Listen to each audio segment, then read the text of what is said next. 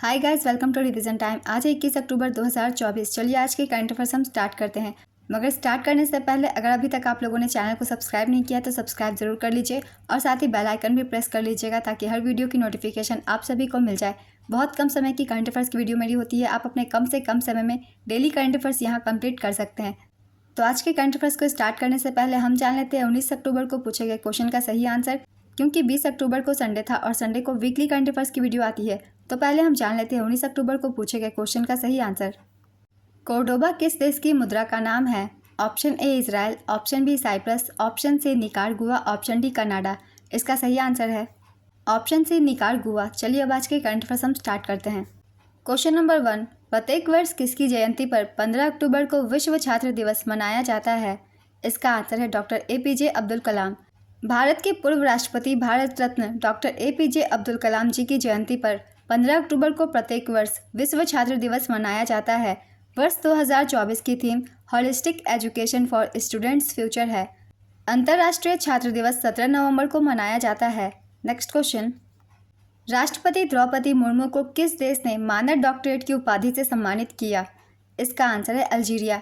राष्ट्रपति द्रौपदी मुर्मू को अल्जीरिया की राजधानी अल्जीयर्स में सीदी अब्देला विज्ञान और प्रौद्योगिकी पोल विश्वविद्यालय की राजनीति विज्ञान में मानद डॉक्टरेट की उपाधि से सम्मानित किया गया है। अल्जीरिया के उच्च शिक्षा और वैज्ञानिक अनुसंधान मंत्री कमल बदारी ने डॉक्टरेट की उपाधि प्रदान की। अल्जीरिया की राजधानी अल्जीयर्स है। मुद्रा दिनार। राष्ट्रपति का नाम अब्देल मजीद तेब्बोने। नेक्स्ट क्वेश्चन, 16 अक्टूबर 2024 को 23वीं SCO शासनाध्यक्ष बैठक की मेज़बानी किस देश ने किया? इसका आंसर है पाकिस्तान। इस्लामाबाद पाकिस्तान ने 23वीं SCO शासनाध्यक्ष बैठक की मेज़बानी 16 अक्टूबर 2024 को की है। इस बैठक में SCO सदस्य देशों के बीच व्यापार और आर्थिक सहयोग पर ध्यान केंद्रित किया गया। भारत का प्रतिनिधित्व विदेश मंत्री S जयशंकर ने किया। चीन, रूस, ईरान और मध्य एशियाई देशों के नेता इसमें भाग लिए, जिसकी अध्यक्षता पाकिस्तान के प्रधानमंत्री शहबाज शरीफ ने की।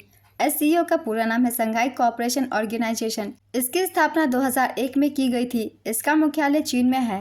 नेक्स्ट क्वेश्चन, 5वें राष्ट्रीय जल पुरस्कार 2023 में किस राज्य को सर्वश्रेष्ठ राज्य का पुरस्कार दिया गया? इसका आंसर है ओडिशा। ओडिशा ने 5वें राष्ट्रीय जल पुरस्कार 2023 में सर्वश्रेष्ठ राज्य पुरस्कार जीता। विभिन्न श्रेणियों में पुरस्कार के विजेताओं को 22 अक्टूबर 2024 को नई दिल्ली में आयोजित एक समारोह में सम्मानित किया जाएगा। 5वें राष्ट्रीय जल पुरस्कार 2023 9 श्रेणियों में 38 विजेताओं को दिया जाएगा। पहली श्रेणी है सर्वोत्तम राज्य की। इसमें ओडिशा को पहला स्थान प्राप्त हुआ। उत्तर प्रदेश दूसरे स्थान पर है। पुदुचेरी और गुजरात संयुक्त रूप से तीसरे स्थान पर है। दूसरी श्रेणी है सर्वश्रेष्ठ शहरी स्थानीय निकाय की। पहले स्थान पर है सूरत गुजरात, दूसरे स्थान पर पुरी ओडिशा, तीसरे स्थान पर पुणे महाराष्ट्र। राष्ट्रीय जल पुरस्कार की शुरुआत 2018 से हुई। प्रदान करता है केंद्रीय जल शक्ति मंत्रालय के तहत जल संसाधन, नदी विकास और गंगा कायाकल्प विभाग। नेक्स्ट क्वेश्चन, अक्टूबर 2024 में किसको भारत में मालदीव का राजदूत नियुक्त किया गया? इसका आंसर है इसात अजीमा। इसात अजीमा को भारत में मालदीव का राजदूत नियुक्त किया गया। वरिष्ठ राजनयिक इसात अजीमा इब्राहिम साहिब की जगह लेंगी। 1988 में विदेश सेवा में शामिल होने वाली अजीमा जून 2019 से सितंबर 2023 तक चीन में मालदीव की राजदूत के रूप में काम कर चुकी हैं। नेक्स्ट क्वेश्चन, अक्टूबर 2024 में चुनाव आयोग ने किस राज्य के विधानसभा के लिए चुनाव की घोषणा की? इसका आंसर है महाराष्ट्र और झारखंड। चुनाव आयोग ने महाराष्ट्र और झारखंड विधानसभा के लिए चुनाव की घोषणा की। महाराष्ट्र में चुनाव एक ही चरण में 20 नवंबर 2024 को होगा। झारखंड में चुनाव 2 चरणों में 13 और 20 नवंबर 2024 को होगा। मतगणना दोनों राज्यों की 23 नवंबर 2024 को होगी। वर्तमान मुख्य चुनाव आयुक्त का नाम है राजीव कुमार। महाराष्ट्र के बारे में जान लेते हैं। यहाँ 15वीं विधानसभा कार्यरत है। विधानमंडल द्विसदनीय है। विधानसभा में सदस्य 288 है। झारखंड 6वीं विधानसभा। विधानमंडल एक सदनीय। विधानसभा में 81 सदस्य। नेक्स्ट क्वेश्चन, हाल ही में अंतर्राष्ट्रीय दूरसंचार संघ विश्व दूरसंचार मानकीकरण सभा 2024 का उद्घाटन किसने किया? इसका आंसर है नरेंद्र मोदी। PM नरेंद्र मोदी ने अंतर्राष्ट्रीय दूरसंचार संघ ITU विश्व दूरसंचार मानकीकरण सभा WTSA 2024 का उद्घाटन किया। नई दिल्ली में ये उद्घाटन किया गया 15 अक्टूबर 2024 को। पहली बार ITU WTSA भारत और एशिया प्रशांत क्षेत्र में आयोजित किया जा रहा है।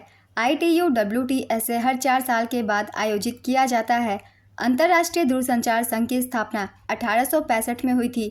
इसके मुख्यालय जिनेवा स्विट्जरलैंड में है। सदस्य देशों की संख्या 194। महासचिव है डोरिन बोगडान मार्टिन। इसी अवसर पर मोदी जी ने इंडिया मोबाइल कांग्रेस 2024 के 8वें संस्करण का भी उद्घाटन किया। 8वीं इंडिया मोबाइल कांग्रेस की थीम है द फ्यूचर इज नाउ।